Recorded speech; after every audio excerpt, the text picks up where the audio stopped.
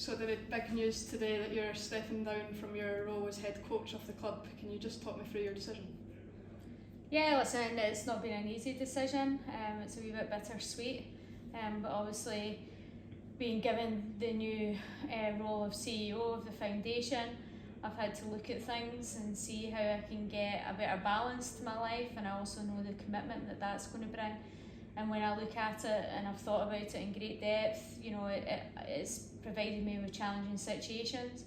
I think this team deserves a head coach that can give 100%, and I know trying to balance both would be extremely challenging and probably not allow me to reach that potential. So a tough decision, but the right decision for the team. Yeah, and ultimately you are stepping down to focus your full commitment on that CEO role. Can you just talk about how important it is that you have the links to the football club as well, and how your day-to-day will look with your new role?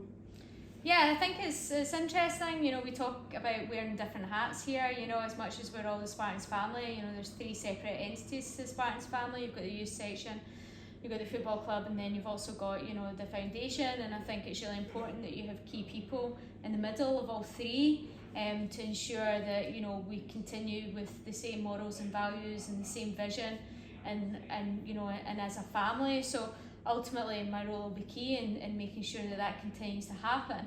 However, you know, it's really important that I dedicate as much as myself to making sure that we're making North Edinburgh a better place to live and work in and thrive in.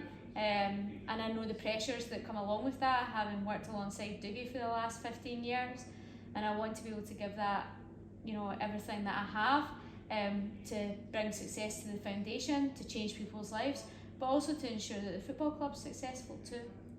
And obviously it's not just yourself stepping away from the club, also Katie Riley. How important has she been to the club over her number of years as a player and a coach?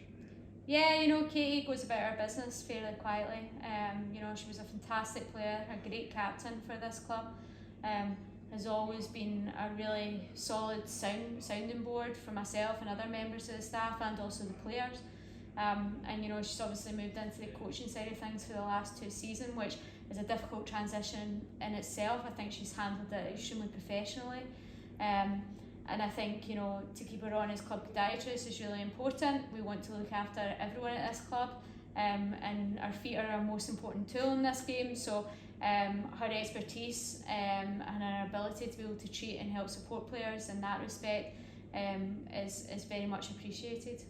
And now, as you take a step back and kind of reflect on your time as head coach of the club, are there any key moments that stand out to you, any key memories that will live with you for a long time? Yeah, listen, I've got a book of them. The highs and the lows. The players will tell you that I never get too high and I never get too low about football. It's 90 minutes and things can change. You know, I think beating Celtic in the Scottish League Cup last season was a fantastic memory.